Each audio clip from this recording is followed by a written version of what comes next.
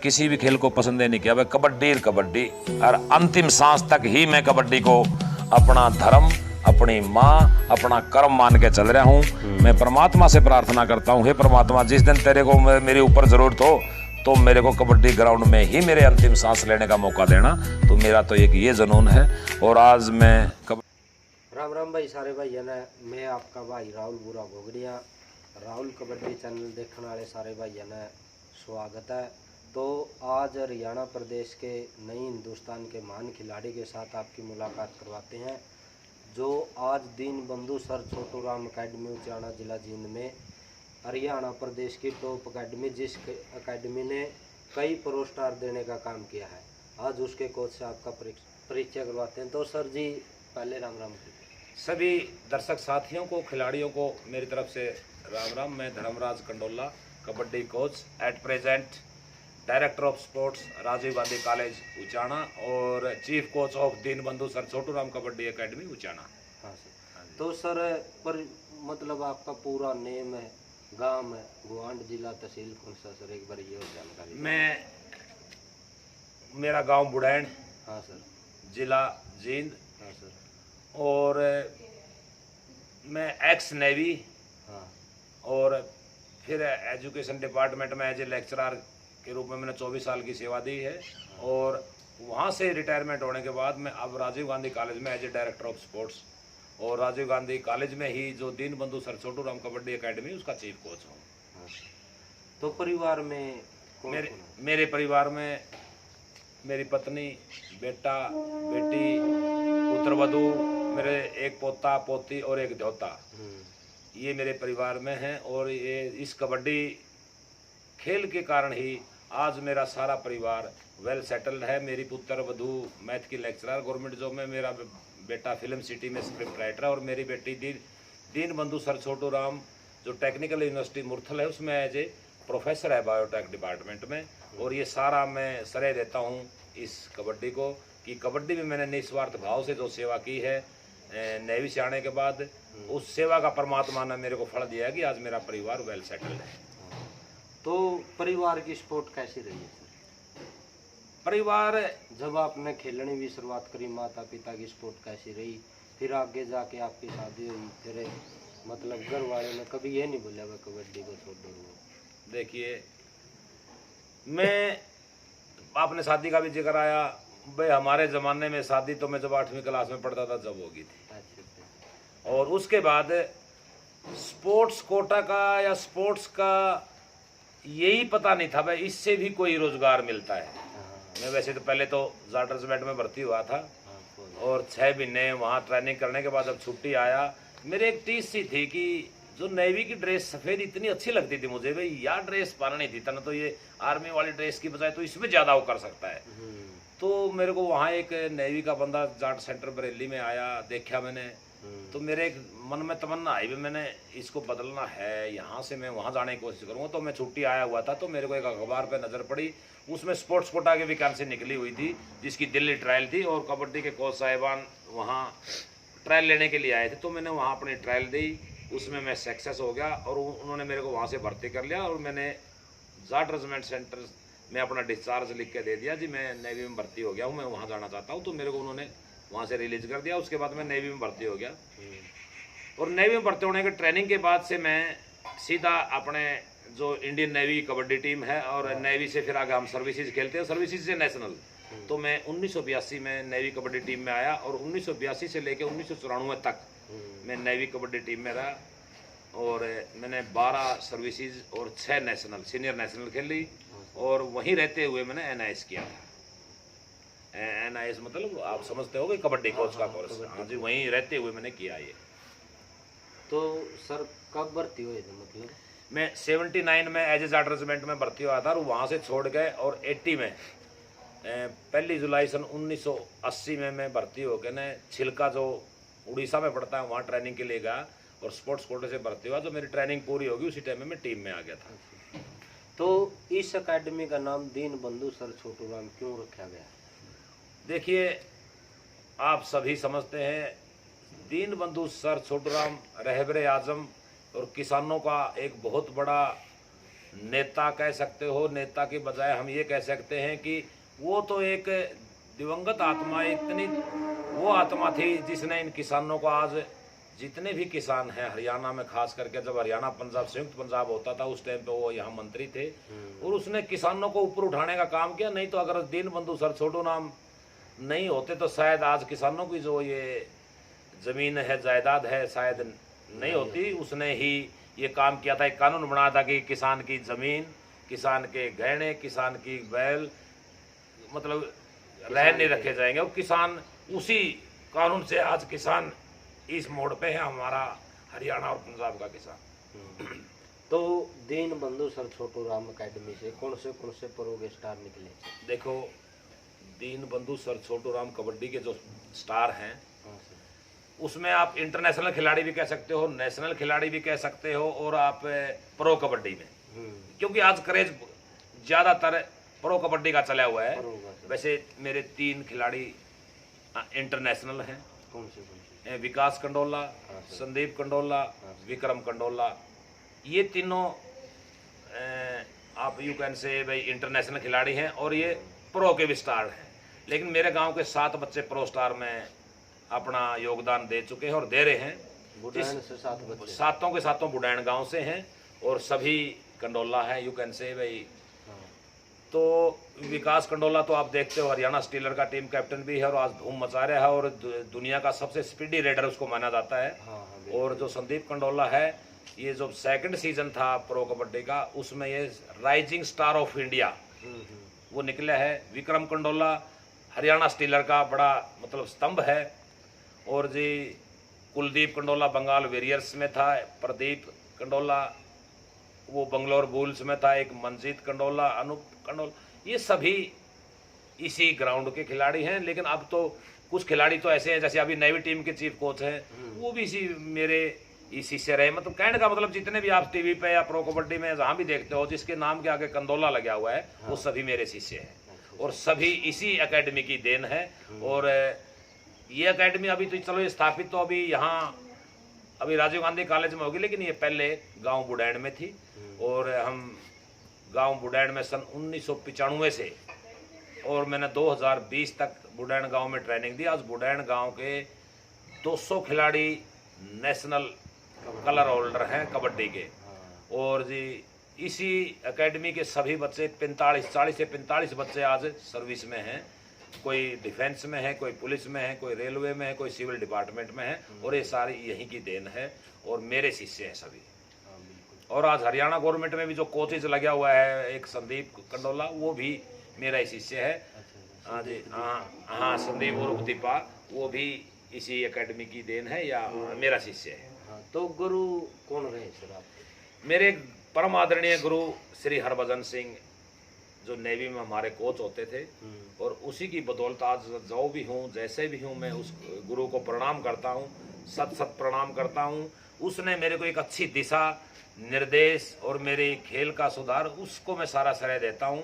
वैसे तो देखो गांव में तो मेरे कोच थे मेरा भाई रामकला, जो आज इस दुनिया में नहीं है, एक सरपंच आत्माराम।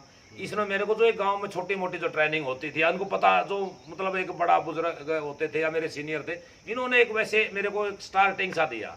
लेकिन एक्चुअल जो मैंने कबड्डी सीखा, एक्चुअल जो कबड्डी की ट्रेनिंग सीखी, टेक्निक सीखी, स्ट्रेटेजी क्या होती है या कबड्डी का खेल क्या होता है, वो सारी मैं नेवी में जाने के बाद ही मेरे को मतलब इसकी नॉलेज आई। वैसे मैं स्पोर्ट्स कोटा से तो भर्ती हूँ, लेकिन वहाँ जाने के बाद मेरे खेल में निखार या मेरी ट्रेनिंग में निखार, सब कुछ मैं वहाँ सीखा है। और भाई राहुल भाई, आपके चैनल से माध्यम से ये भी मैं कहना चाहता हूँ, जितने भी खिलाड़ी हैं भाई, वो खेल के साथ साथ पढ़ाई में भी ध्यान दें। क्योंकि जब मैं भर्ती हुआ 10वीं क्लास से पास था, और उसके बाद वहीं जाने के बाद मैं गुरु आदरणीय हरभजन सिंह जी ने मेरे को ये बोला, जब मैं उसकी टीम में गया कि आप पढ़ सकते हो, आप पढ़ाई में भी ध्यान दीजिए। तो मैंने वहीं रहते हुए अपनी ग्रेजुएशन, पोस्ट ग्रेजुएशन में, जैसे मैंने पब्लिक एडमिनिस्ट्रेशन से एमए किया, और फिर बम्बई यूनिवर्सिटी से मैंने अपना फिजिकल एजुकेशन से अपनी मास्टर डिग्री ली। और सन 1993 में मैंने नेवी के थ्रू ही गांधीनगर से NIS कोच का जो हमारा डिप्लोमा होता है वो लिया। जब मेरी सारी एजुकेशन क्वालिफिकेशन पूरी होगी और उसी दौरान मेरी 15 साल की सर्विस पूरी होगी नेवी में, और 15 साल की नेवी में जो सर्विस है वो एक कंपलसरी होती है, उसके बाद पेंशन जा सकते हो आप, या आप नेवी में रह सकते हो। तो मैंने वहाँ रहने की बजाय मैंने यहाँ आना इसलिए उचित भी समझा क्योंकि मेरा एक टीस थी। हमारे नेवी कबड्डी में हम केवल 2 ही खिलाड़ी हरियाणा से थे, बाकी पंजाब से, महाराष्ट्र से, वेस्ट बंगाल से या केरला से, इस तरह से खिलाड़ी थे। मैं यही सोचता रहा कि क्यों नहीं हरियाणा के बच्चे और भी इस कबड्डी में या नेवी टीम में आए, और ख़ास करके मेरे हरियाणा का। देखो पहले मेरे गांव के भी आदमी पहले अपनी सोचता है, भाई मेरा गांव मेरा देश। तो मैंने मेरे गांव में आकर ना सन 1995 में पहले मैं यहाँ निडानी स्पोर्ट्स स्कूल में as a kabaddi coach appointment हुआ। उसके बाद मेरा गवर्नमेंट जॉब लग गया, मैं एज ए लेक्चरर। फिर मैंने अपने गांव में ही पोस्टिंग ली जानबूझ के कि मैं मेरे गांव के खिलाड़ियों को तैयार करूंगा। और मैंने 1995 में मैंने 1 साल की वहाँ सर्विस देने के बाद 96 से मेरे गाँव में शुरुआत करी। छोटे छोटे खिलाड़ी जो कोई 10 साल का, कोई 11 साल का, कोई 14 साल का, इस तरह से। तो सर दीनबंधु सर एकेडमी में जो बच्चे प्रैक्टिस करते हैं उनको क्या डाइट के लिए आप बोलते हो? देखो जो दीनबंधु सर छोटूराम कबड्डी एकेडमी में कुछ बच्चे लोकल आते हैं, मतलब गांव से, इधर आसपास के गांव के कौन से गांव के बच्चे? बड़ौदा से आते हैं, खटकड़ से आते हैं, पहलवा से आते हैं, उचाना से आते हैं। हाँ सर। तो इस तरह से बुढ़ैन से आते हैं। वो बच्चे तो देखो डाइट अपने घर से जो भी घर में दूध, दही, घी, लस्सी या जो भी होता है। बाहर के बच्चे यहाँ 25 बच्चे हॉस्टल में हैं, बहुत ही बढ़िया हॉस्टल है। हाँ। और केवल हॉस्टल चार्ज ही उनसे लिया जाता और कुछ नहीं लिया जाता। हाँ। उसमें डाइट में हम उनको भाई मीट, अंडा, दूध, फ्रूट और 3 टाइम का खाना और प्रोटीन्स, जैसे भाई चना दे दिया, भाई मूंग दे दिया, इस तरह से हम उनको वो देते हैं। और बाकी उनको ये बोलते हैं भाई आप अपनी तरफ से भी, जैसे बादाम है या कोई और प्रोटीन्स हैं, वो अपनी तरफ से खाते हैं। बाकी हम इनको इस तरह से ये 5500 रुपये में हॉस्टल में हम लेते हैं चार्जेज, और उसी में उनको सब कुछ खाने के लिए दिया जाता है। तो मेहनत का क्या शेड्यूल रहता है सर? मेहनत का शेड्यूल देखो, यहाँ 2 टाइम प्रैक्टिस होती है। हाँ। वीक में हम 1 दिन तो रेस्ट करते हैं उनका, संडे को। हाँ, संडे। भाई बच्चा 6 दिन प्रैक्टिस करके 1 दिन अपना पूरा रेस्ट करे। हाँ। और सुबह हम 6 से लेकर 9 बजे तक उनकी एंडोरेंस, स्टेमिना के लिए स्पीड, स्ट्रेंथ, वो ट्रेनिंग देते हैं। और शाम को होती है ग्राउंड प्रैक्टिस। और ग्राउंड प्रैक्टिस भी हम टेक्निक प्रैक्टिस अलग से शेड्यूल रखते हैं और ग्राउंड का मैच का अलग से शेड्यूल रखते हैं। मतलब और हफ्ते में 1 दिन हम मैट पे खिलाते हैं, ज़्यादा नहीं, क्योंकि मैट पे बच्चों के लिगामेंट्स में प्रॉब्लम आती है, तो वो हम थोड़ा सा मैट पे हम बचते हैं। ज़्यादातर हम कच्चे में प्रैक्टिस करवाते हैं, मिट्टी में ही प्रैक्टिस करवाते हैं उनकी। और जब भी उनको बाहर लेके जाना होता है, किसी दूसरी एकेडमी में लेके जाते हैं, कहीं दूसरे गाँव में खिलाना होता है, तो हम उनको अपने खर्चे पे लेके जाते हैं और उनको वहाँ दूसरे खिलाड़ियों के साथ भी ट्रेनिंग देते हैं। अच्छा, तो मतलब किसी और एकेडमी के साथ? हाँ जी, हाँ जी। जो भाई हम ये मानते हैं कि भाई हरियाणा में बहुत अच्छे कई गांव, कई एकेडमियां बहुत ऐसी हैं। हाँ। कि जो हम हमारे से मुकाबला करते हैं, तो हम उनके साथ उनको खिलाने के लिए लेके जाते हैं। तो सर आप क्या डाइट लेते थे जब आपने कबड्डी खेली? भाई मेरी डाइट तो वही बात है, उस टाइम पे जो आज डाइट के ऊपर ध्यान दिया जाता है, ये है वो है, हम तो देसी डाइट पे चलते थे। और जो हमारे को नेवी डाइट देती थी, अंडा है, मीट है, भाई जूस है, और भाई खास करके हम तो भाई डाइट में तो मानता हूँ चूरमा। चूरमा एक ऐसी डाइट है हरियाणा की जो एक खिलाड़ी को स्टार बनाती है। अच्छा सर। तो मेरा पसंदीदा भोजन था चूरमा। मैं 1 टाइम चूरमा जरूर खाया करता। अब भी खाओ? अब भी खाता हूँ। और अगर मेरे बच्चे कहीं सक्सेस होते हैं या कोई भी उपलब्धि लेके आते हैं, तो वो मिठाई के डब्बे की बजाय मैं उनको ये बोलता हूँ एक टिफिन चूरमे का बना के ले आइए भाई। अच्छा घी में गेट्स बादाम बदूम गेड़ के। हाँ जी, हाँ जी। तो मेहनत क्या करते थे सर जब आप? भाई मेहनत तो जो आज ये मेहनत हम करवा रहे हैं, इससे तो हम ज़्यादा मेहनत करते थे। हमारे कोच साहिबान हमारे को शेड्यूल दे देते हफ्ते का, भाई आपका ये शेड्यूल है। जैसे भाई सैटरडे को क्रॉस कंट्री है, भाई हफ्ते में 2 दिन जिम है, और आपकी स्पीड ट्रेनिंग है, स्ट्रेंथ ट्रेनिंग है, स्टेमिना ट्रेनिंग है, या आपकी जंपिंग की ट्रेनिंग है। तो इस तरह की जो ट्रेनिंग वो देते थे, हमारे शेड्यूल के अनुसार हम वो वहाँ करते थे। और वही जो हम वहाँ करते थे लगभग वो तो यहाँ होती हैं। अब नई नई टेक्निक आई है, नई नई जो ट्रेनिंग का सिस्टम आया है, आज कबड्डी पहले की बजाय काफ़ी स्पीडी ट्रेनिंग, स्पीडी कबड्डी हो गई है। तो उसके अनुसार भाई किस स्किल में क्या स्पीड चाहिए या कितनी स्ट्रेंथ चाहिए, हम उसके अनुसार एक देख के वो उनको ट्रेनिंग देते हैं।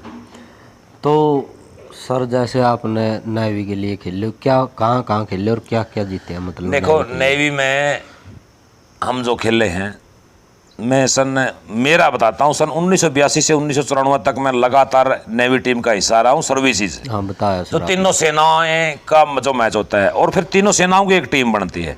तो उसमें मेरे को 6 बारी मौका मिला कि मैं सर्विसेज टीम से मैंने नेशनल में पार्टिसिपेट किया। और उस टाइम के जो स्टार खिलाड़ी होते थे, आज वो मतलब आप हरियाणा के यानी पूरे देश में, जैसे एक हरदीप सिंह जो एसपी से रिटायर हुआ पंजाब में, आने के बाद लग गया हसन कुमार जी, कृष्ण कुमार गोदारा, बलवान सिंह, गुरमेल सिंह, राममेर सिंह, मतलब ये आपके ये हमारे सीनियर थे। या राममेर तो वैसे मेरे से जूनियर था, लेकिन खिलाड़ी एक नंबर का था। मैं राममेर का तो मतलब जवाब नहीं, हसन का भी कोई जवाब नहीं होता था। मैं उनको देख देख के अपनी स्किल को वो तैयार करता था, भाई ये किस तरह से खेलते हैं, ये कैसे करते हैं। मतलब तो आप में जुनून था। बे कबड्डी का तो वही बात है, परमात्मा ने एक ऐसा जुनून भरा कबड्डी के सिवाय मैंने किसी भी खेल को पसंद नहीं किया। भाई कबड्डी और अंतिम सांस तक ही मैं कबड्डी को अपना धर्म, अपनी माँ, अपना कर्म मान के चल रहा हूँ। मैं परमात्मा से प्रार्थना करता हूँ, हे परमात्मा जिस दिन तेरे को मेरे ऊपर ज़रूरत हो तो मेरे को कबड्डी ग्राउंड में ही मेरे अंतिम सांस लेने का मौका देना। तो मेरा तो एक ये जुनून है।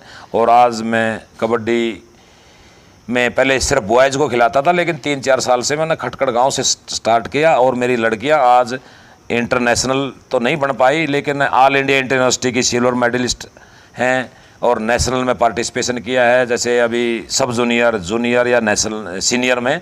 तो वो एक स्टार्टिंग एज में, जैसे मेरे बॉयज़ पहले स्टार्टिंग एज में थे, अब मेरी बेटियां स्टार्टिंग एज में हैं। और मैंने ये कसम खाई है कि इन बेटियों को भी एक दिन हमने स्टार बनाना है। वैसे तो देखो मुकद्दर की बात होती है, तो समय का खेल है और उनकी मेहनत के ऊपर डिपेंड करता है। और भाई मैं इस चैनल के माध्यम से भी जितने भी ये सुन रहे हैं, गर्ल्स कबड्डी के बारे में बता देना चाहता हूँ। गर्ल्स को खिलाना पटड़ी की कला है। दो मुआ सांप खिलाना होता ना जैसे, क्योंकि इसमें कई बातें ऐसी मायने रखती हैं कि कोच को बड़ा संभल के रहना पड़ता है और कोच की बड़ी जिम्मेवारियां होती हैं। एक माँ बाप एक कोच के पास अपनी जवान लड़कियों को भेजता है, वो कितने विश्वास के ऊपर भेजता है। तो हम सारी बातों को, सारी मर्यादाओं को ध्यान में रखते हुए हम हमारी बेटियों को ट्रेनिंग दे रहे हैं। और एक दिन ये भी विकास कंडोला, संदीप कंडोला, विक्रम कंडोला बन के दिखाओ। मैं इनको बोलता हूँ बेटा इनका मैच देखिए। और एक बात और बताऊँ भाई राहुल, बेटा मैं लड़कियों का हफ्ते में एक दिन लड़कियों के साथ मैच लगाता हूँ और मेरी बेटियां लड़कियों के साथ मुकाबला करती हैं। जो उनके एज ग्रुप है या उनका वेट ग्रुप है, उनके साथ वो जो खेलती है ना, मतलब मुकाबले में कई बारी वो जीत जाती हैं और कई बारी वो उनसे लूज भी कर देती हैं। लेकिन वो एक बोल्ड सिस्टम, बोल्ड स्टेप लेके मैं चला हुआ हूँ और मेरी बेटियों को भी उसी तरह से मैं देखना चाहता हूँ जैसे मेरे ये आज स्टार खिलाड़ी है, मेरे कर्ण अर्जुन हैं ये। हाँ सर।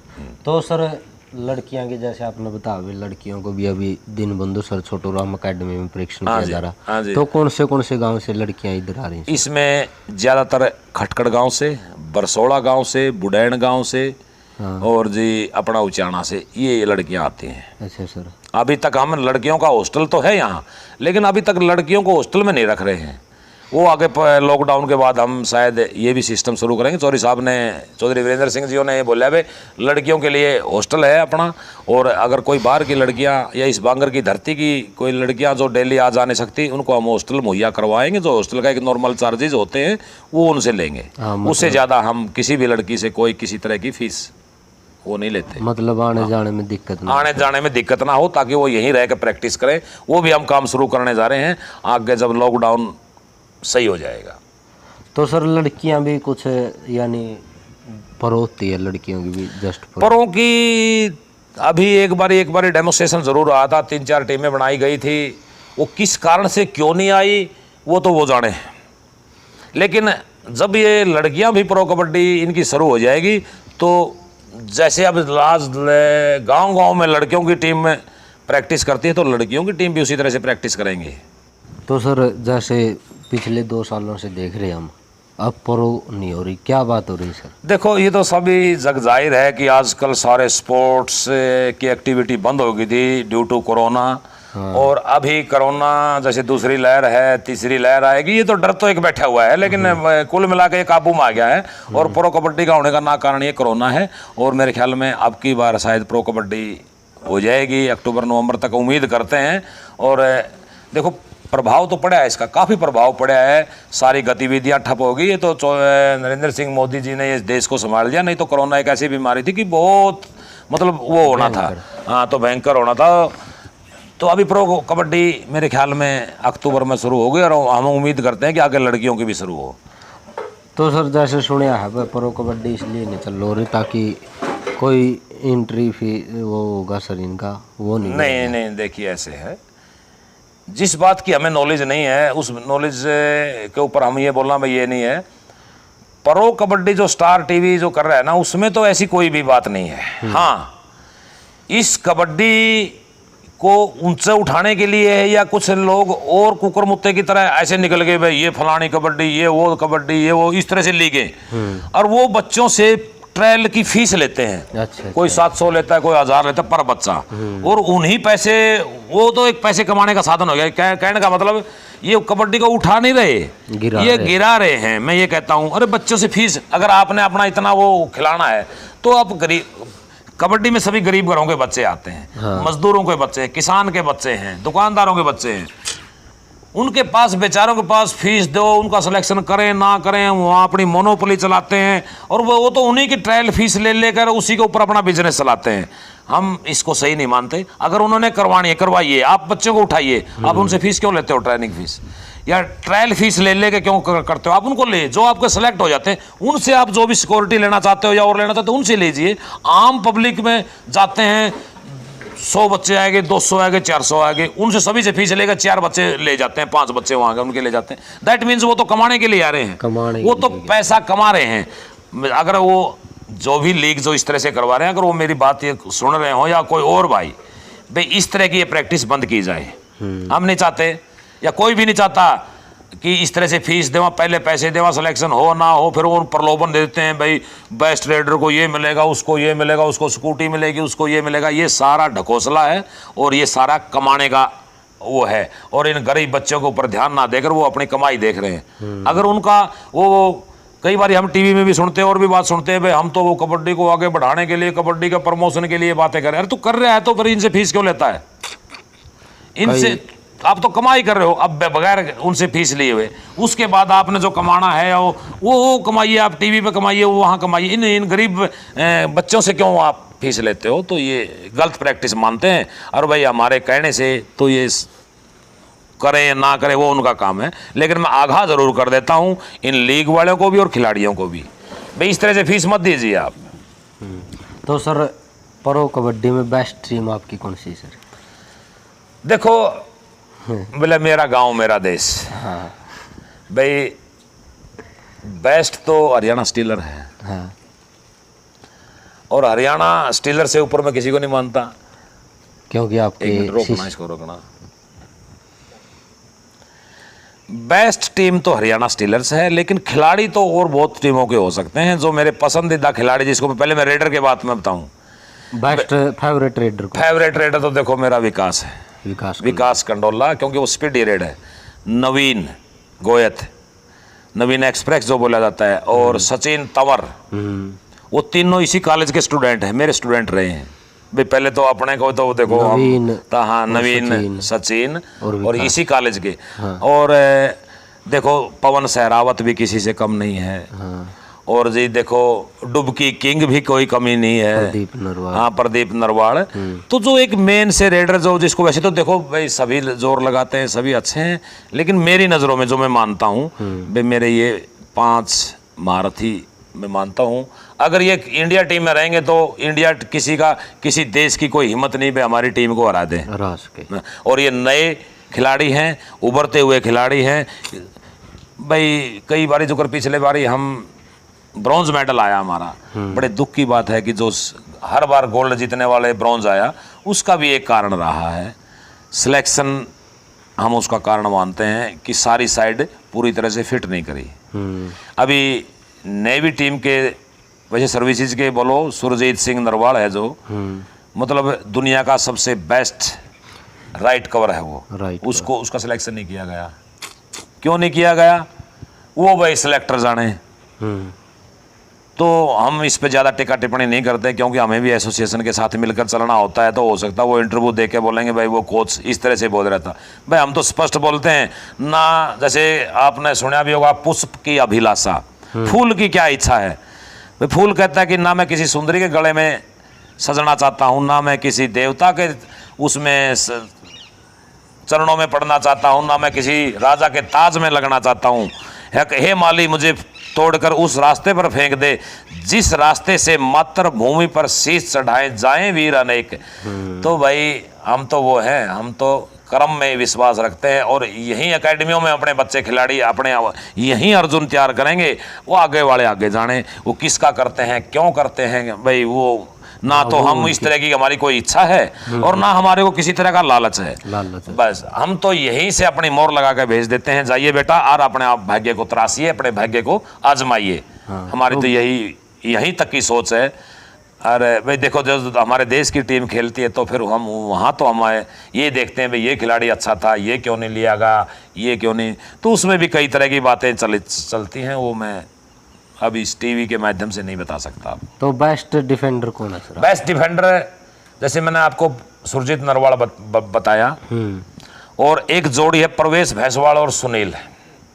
ये दुनिया की सबसे बेस्ट जोड़ी मैं कह सकता हूँ कवर की। और जी बाकी आगे लेफ्ट कॉर्नर है, राइट कॉर्नर है, इसमें अपना वो बिंदा जो बोलते ना वो गाना रविंदर पहल भाई जनूनी बंदा है। एक अपना पाई गांव से लड़का है मनोज ढूढ़, मतलब मेरे पसंदीदा बताता हूँ, नाड़ा सुरेंद्र नाड़ा, मोहित छिल्लर, एक वो भारद्वाज, तो एक शौरान है लड़का यूपी योद्धा में खेल रहा था जो। तो ये मेरे मतलब बेस्ट उसमें आते हैं। हाँ सर। अगर इनमें जो मैंने आपको बताया, अगर इनमें से एक टीम बनाई जाए तो दुनिया के किसी भी देश में ताकत नहीं जो हमारी टीम को हरा दे। भाई देखो ना तो मैं सिलेक्टर हूँ, ना मैं किसी की अप्रोच कर रहा हूँ, भाई मैं तो अपनी अंतर भावना अंतर आत्मा से मैं बता रहा हूँ भाई ये हैं खिलाड़ी। तो आपके बेस्ट बेस्ट खिलाड़ी हैं, आप इनमें से टीम बनाइए, आपकी टीम कहीं भी मार नहीं खाएगी। तो सर और इसी के साथ मैं बताता हूँ, कोच रामवीर सिंह जो गणगस है ना, वो दुनिया का सबसे बेस्ट कोच है। अच्छा। वो हर चीज को जानता है, हर नब्ज को पकड़ लेता है। हसन कुमार जी हैं, हर चीज को जानते हैं। तो इसे ऐसे ऐसे कोच लगाइए तो टीम की पोजीशन क्यों नहीं आएगी। और ऐसे कोच लगा दी जाते जो वो मतलब जाकर न वैसे बैठ जाते हैं या जो एसोसिएशन के नजदीक होते हैं। तो मतलब मैं तो देखो इन दो कोचों को रिकमेंड करता हूँ, मतलब दुनिया के सबसे बेस्ट कोचेज हैं। और हसन कुमार जी ईरान में गए, वहाँ की टीम तैयार करी, दक्षिणी कोरिया में गए, वहाँ की टीम तैयार कर दी। अरे इंडिया को अपना इंडिया खिलाड़ी इसको क्यों नहीं वो करते? क्योंकि मैं तो बट में तो आगे ना डोट है होते हैं क्या होता है। और भाई आप गणगस साहब को दो, रामवीर जो आज डिप्टी डायरेक्टर ऑफ स्पोर्ट्स है एयरफोर्स से आने के बाद, एक जनूनी बंदा है, आप उसको कोच लगाइए। तो सर आपका भी कभी ये हुआ मैं भी कोच लगूं मतलब कहने का भाई देखो ऐसे है, वहां पहुंचने के लिए तो भाई कई तरह के हथकंडे, कई तरह की बातें, कई तरह की वो होती हैं। और जो आदमी जुनूनी होता है, दिल का सच्चा होता है, कर्म में विश्वास रखता है, उसको भाई पीछे धकेला जाता है, आगे आने के लिए उसको नहीं। और मेरी तो मैंने बताया ना वो पुष्प की अभिलाषा, भाई मैं तो यही खिलाड़ी तैयार करूंगा। जैसे ताऊ देवीलाल को एक बार वे प्रधानमंत्री का नाम बोले भाई ताऊ तेरे को प्रधानमंत्री बना दे, उसने बोला भाई मैं तो वही ताऊ का ताऊ रहूंगा, इस वीपी सिंह को प्रधानमंत्री बना दो। वो तो वही ताऊ का ताऊ, भाई मैं तो वही कंडोला कोच, और वही भाई इसी मिट्टी में इसी में सर घसा लूंगा। जे किसी को मेरी लगेगी ट्रेनिंग अच्छी तो भाई मैं अगर बुलाएंगे तो जाने को तैयार है। अरे भाई वो अपना ठीक अपने कर्म कर रहे हैं और अंतिम सांस तक अपने कर्म करते रहेंगे। मेरी तो यही इच्छा है, ना मुझे कोई पैसे कमाने की इच्छा है। हाँ सर। तो भाई देखो, कौन नहीं चाहता, चाहते तो सभी हैं, चाहते तो सही। लेकिन और भाई पता नहीं किस तरह के हथकंडे, किस तरह की कैसे क्या क्या क्या क्या भाई, वो हमारे बस की बात नहीं। हम तो कर्म करके दिखाएंगे, ट्रेनिंग देकर दिखाएंगे, खिलाड़ी तैयार करके दिखाएंगे। बाकी वो घाटा बाधा प्लस माइनस वो हमारे को नहीं आता। विकास कंदोला की खूबी क्या है सर? देखे, खूबी उसकी भाई ट्रेनिंग की तो मैं बात है, या उसकी जो कमियां हैं या उसकी जो खासियत है, अगर मैं यहाँ टीवी के माध्यम से बताता हूँ, वैसे तो सभी जानते हैं। हाँ। क्योंकि मेरे खिलाड़ी की कोई कमियां मैं इस टीवी पे नहीं बताऊंगा। क्यों? उसकी खामियों को पकड़ के दूसरा प्लेयर उसको वो कर सकता है। हाँ। लेकिन मैं नहीं चाहता भी मेरे अर्जुन की कोई बात, भाई द्रोणाचार्य ने भी तो अपने अर्जुन की बहुत सी कलाएं अपने सीने में दबा के रखी थी, उसको पता था ये कर सकता है। बाकी इतना है कि बहुत जल्दी तो पिकअप कर लेता है, कोई भी चीज़ इसको बताई जाती है और उसको फिर आजमा के दिखाता है, और रिस्क लेता है, और स्पीड है। स्पीड अगर आज इसके बराबर अगर कोई स्पीड में खड़ा होता हो तो वो नवीन गोयत है। इसके बराबर का स्पीड अब वो लड़का है नहीं। तो बाकी चलो भाई, हर तरह की अपने अपने रेडर की अपनी अपनी कला होती है, अपनी अपनी बात होती है, अपने हिसाब से वो पॉइंट निकालता है, अपने हिसाब से वो रेड मारता है। लेकिन इन दोनों की स्पीड अगर देखा जाएगा, हाइट दोनों की थोड़ी कम है, लेकिन वो हाइट को अपनी स्पीड से इन्होंने कवर कर लिया उस हाइट को। अगर इनकी 6-6 फुट हाइट होती, यही स्पीड होती ना, इनका तो कहीं दुनिया में मुकाबला ही नहीं था। मुकाबला तो अब भी नहीं है, लेकिन फिर तो ये मतलब एक किस्म से मतलब वो थे स्टार तो अभी भी हैं, लेकिन इनका फिर कोई जवाब नहीं था। कबड्डी ग्राउंड से अलग क्या कमी सर विकास में? कोई कमी नहीं। बात अरे इतना सच्चा, ईमानदार, डेडिकेटेड, गुरु भक्त, और यू कैन से भाई लंगोट का सुच्चा ब्रह्मचारी खिलाड़ी मैंने आज तक जिंदगी में नहीं देखा। और वही इस खास बात इसको आगे लेके जा रही है।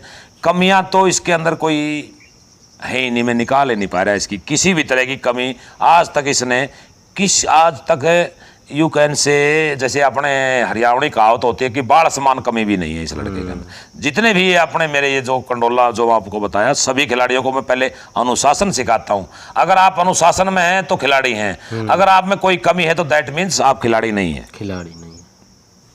तो बहुत बहुत धन्यवाद सर जो आप राहुल कबड्डी चैनल पर आए। मैं राहुल कबड्डी चैनल का भी मैं शुक्रिया अदा करता हूँ कि भाई हमारे से एक यू कैन से भाई जो वीरान जगह पे ट्रेनिंग दे रहा है और उसको आके ने आप उस पे लेके आए हो। मैं बहुत बहुत राहुल चैनल कबड्डी का जो मैं शुक्रिया अदा करता हूँ, धन्यवाद करता हूँ। और भविष्य में जो भी मेरे से आपका सहयोग की ज़रूरत हो, हम आपके साथ हैं और इस कबड्डी के साथ हैं। जय हिंद, जय हरियाणा, जय कबड्डी।